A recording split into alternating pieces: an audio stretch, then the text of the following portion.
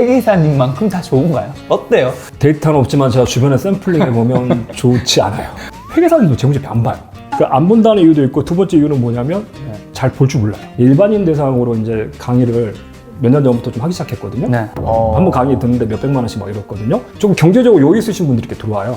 매 기수마다 누가 오냐면 회계사들이 와요. 재무제표 기초인데 회계사들이 와요. 자기가 회계사인데 누구한테 가가지고 투자할 때 재무제표 어떻게 봐야 돼? 이상하잖아요. 우리 회계 어렵잖아요. 그 회계 어렵다고 하는데 왜 어렵냐면 만드는 공부를 해요. 운전하러 갔더니 운전학원에서 용접을 가르쳐 주는 거예요. 오늘 이슈에는 회계사의 투자편입니다. 원래 회계사분들 수익률 회계사님만큼 다 좋은가요? 어때요?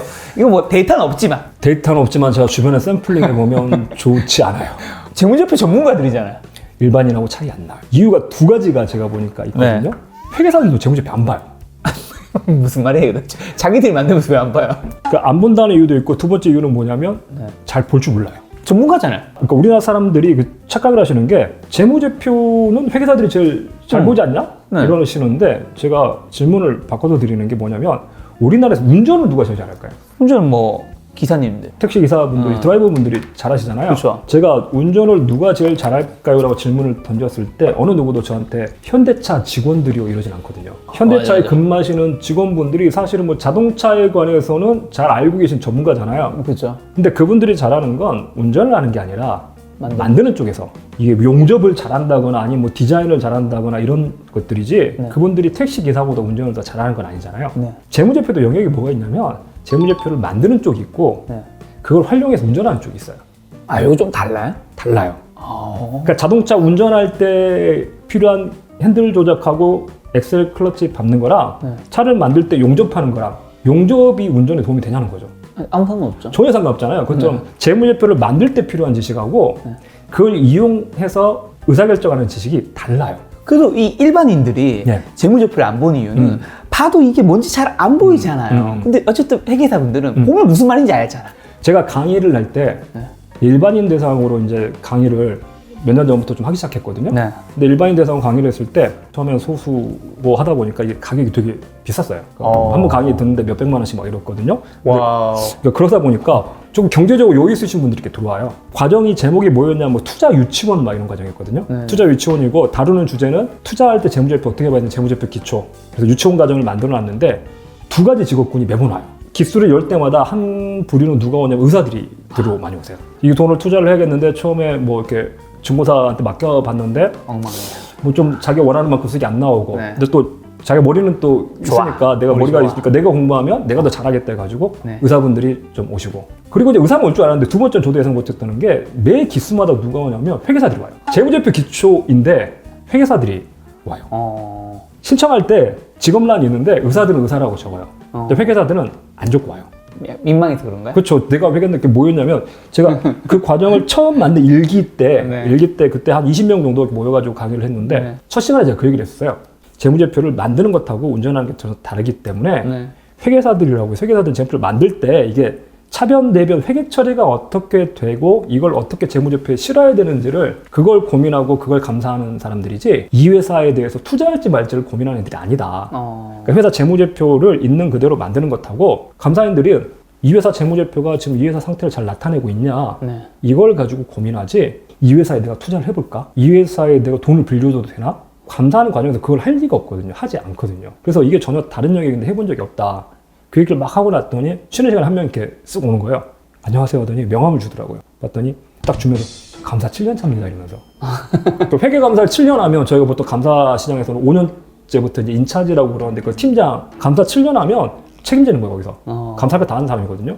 주면서 하는 얘기가, 자기가 감사를 7년 해가지고 감사를 할 때 재무제표를 뭘 봐야 되고 어떻게 해석해야 되는지는 뭐 모르는 게 없지만, 최근에 자기는 주식 투자를 해보려고 그 투자를 하려고 봤더니, 잠깐만, 투자할 때는 재무제표를 뭘 어떻게 보고 뭘 보고 투자를 하는 거지? 자기가 회계사인데 누구한테 가가지고 투자할 때 재무제표 어떻게 봐야 돼? 이상하잖아요. 그래서 누구한테 물어보지도 못하고 이러고 있다가, 근데 어떤 과정에서 투자할 때 재무제표 보는 걸 얘기한다고 그러니까 뭔 얘기하는지 드러나 보자고, 진짜 그렇다고 막 얘기를 한참 이러고 있는데, 근데 그렇게 막 앞에서 찾아가서 얘기하고 있는데 맨 앞에 앉아있던 친구가 쓱 일어나더니 안녕하세요 하면서 끼어들더라고요. 저는 감사 2년 차입니다 하면서. 그래서 그 20명 중에 2명이 회계사였어요, 진짜로. 변호사는 없나요? 변호사는 제가 찾아온 적이 거의 없었어요. 그러니까 의외로 이런데 의사는 찾아가는데 변호사는 안 가는 것 같더라고요. 변호사는 지금 왜 그런지 모르겠어요. 변호사 이게 투자할 때 약간 법적인 문제가 될 수 있어서 뭐 그런지 모르겠는데 네. 의사들 많이 오고요. 사장님들이 많이 또 오세요. 그래서 사장님들이 자기 번 돈 투자 어떻게 할까도 있고 네. 아니면 자기 회사를 어떻게 하면 기업 가치를 높여서 주식시장에 상장시켜볼까 이러기도 하고 그래서 그러니까 일반인들이 공부를 하실 때도 그 차이를 이해를 하셔야 돼요. 우리 회계 어렵잖아요. 그 회계 어렵다고 하는데 왜 어렵냐면 만드는 공부를 해요. 학교에 재무회계 원리가 만든 쪽 아닌가요? 회계 공부하면 가장 먼저 공부하는 게 복식부계 원리 막 이러면서 차변, 대변, 분계 막 공부하거든요. 맞아요. 그게 뭐 하는 거냐면 그러니까 회사가 뭔가 거래를 하면 그걸 어떻게 재무제표에 실어야 될지 만드는 거예요. 그러니까 그게 무슨 거냐면 운전하러 갔더니 운전학원에서 용접을 가르쳐 주는 거예요. 그럼 용접 배워가지고 운전을 할 수 있겠냐고요. 용접이 운전보다 훨씬 어렵죠. 근데 훨씬 어려운 거 공부했지만 운전을 못하게 되는 것처럼 사람들이 재무제표를 공부한다고 회계를 공부한다고 하면서 차변, 대변, 복식부기를 공부해요. 그러고 나서 봤는데 모르겠어. 그러니까 야 공부를 해도 모르겠던데 회계는 너무 어려워. 재무제표 모르겠어. 당연히 용접 배우고 난 다음에 운전을 하면 운전이 너무 어렵죠. 접근을 어떻게 하셔야 되냐면 만드는 쪽 공부는 저는 아예 그걸 무시하라고 그래서 저는 나 회계 공부하고 싶은데 투자자가 볼만한 회계책 좀 추천해달라.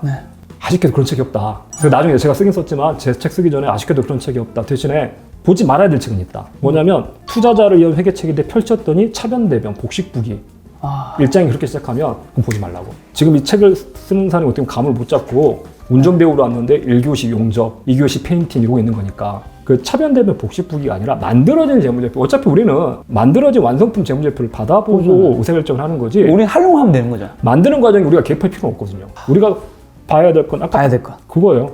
내가 이 회사에 투자를 하면 이 회사가 돈을 얼마나 벌어가지고 나한테 나눠줄 수 있을 거냐.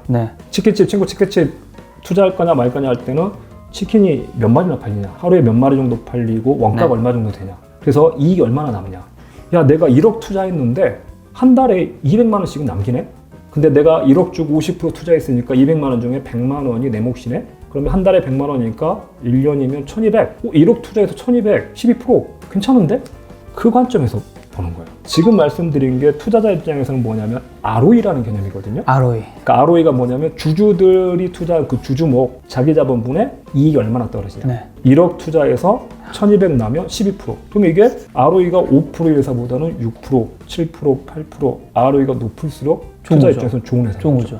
ROE가 높으면 잘하는 회사예요. 좋은 회사예요. 대신에 그것만 봐서는 안 되고 착각하시는 게 그 ROE가 높은 회사가 좋은 회사 해가지고 좋은 회사를 찾아서 투자하거든요. 뭐가 문제인지 알 것 같아요. 이미 비쌀 것 같아요. 맞아요. ROE라는 계산은 어떻게 되어 있냐면 내가 이 친구 치킨집에 1억을 넣고 1200 이익 나면 12%지만 나는 지금 1억을 넣는 게 아니라 1억 투자했던 사람한테 지분을 사오는 거거든요. 얘가 12% 정도 이익이 나면 1억에 자기는 투자를 했지만 나한테 2억이 팔 거라고요. 그럼 내 입장에서는 나는 1억 분의 1200이 아니라 내 입장에서는 나는 2억을 놓고 12%를 얻어가는 거니까 그 가격도 같이 봐야 되는 거야. 그건 뭘 보면 돼요? 주식시장을 이기는 작은 책이라고 그래가지고 그 조엘 그린블라트라는 사람이 쓴 마법 공식이라고 있는데 투자를 딱 두 가지 지표만 가지고 해요. 하나는 뭐냐면 좀 전에 말씀드린 ROE 개념에서 저건 이제 자본 수익률 개념이라고 그러는데 이 회사가 수익률이 얼마나 남는 회사냐, 자기 자본 대비 수익률이 얼마나 남는 회사냐. ROE가 12%인 회사가 6%보다는 자본 수익률이 높네. 이 순위를 매기고 그 다음에 이익 수익률은 뭐냐면 내가 집어넣는 돈 대비 수익률이 얼마냐. 내가 이 1억 대비 ROE가 12% 나오는 회사를 내 돈을 2억을 주고 사야 된다면 내 입장에서 수익률이 6%밖에 안 되는 거고 3억 주고 사야 된다면 4%밖에 안 되는 거고. 그래서 이 자본 수익률하고 이익 수익률 두 가지를 계산한 다음에 그 두 가지 합계 순위가 높은 회사를 사라. 그래서 그 책 그냥 그래요. 그러니까 코스피가 600 종목 있으면 그 600 종목의 자본 수익률을 다 계산해봐. 그 다음에 그 종목의 이익 수익률을 계산해봐. 그런 다음에 합계 순위가 높은 거. 그거 사. 사실 주식시장에 워낙 이해관계자가 많으니까 이런 게 정리해서 보여주는 사이트들이나 이런 것도 있나요? 인터넷에 마법 공식이라고 치면 나와요. 특정 사이트나 특정 이걸 제가 거기 사실 유료 사이트고 막 이러거든요. 그래서 그거 상관없습니다. 관계자는 아니시잖아요. 그러니까 마법 공식이라고 치면 몇 군데 나와요. 그러니까 거기 뭐 개인이 하는 사이트도 있고 아니면 그 아이투자라고 해가지고 거기서도 이제 유료로 아이투자 같은 경우에는 그렇게 대가들의 투자법 해가지고 예를 들어서 뭐 누구의 투자법 들어가면 지금 어떤 종목이 추천 종목이다. 근데 지금 추천 종목은 뭐다 이렇게 나오기도 하고. 저는 개인이 펀드에 돈을 맡기는 게 불안하면 그냥 그 마법 공식에 수천하는 종목을 사는 것도 나쁘지 않다고. 그거는 이제 이 두 가지 수치를 기반으로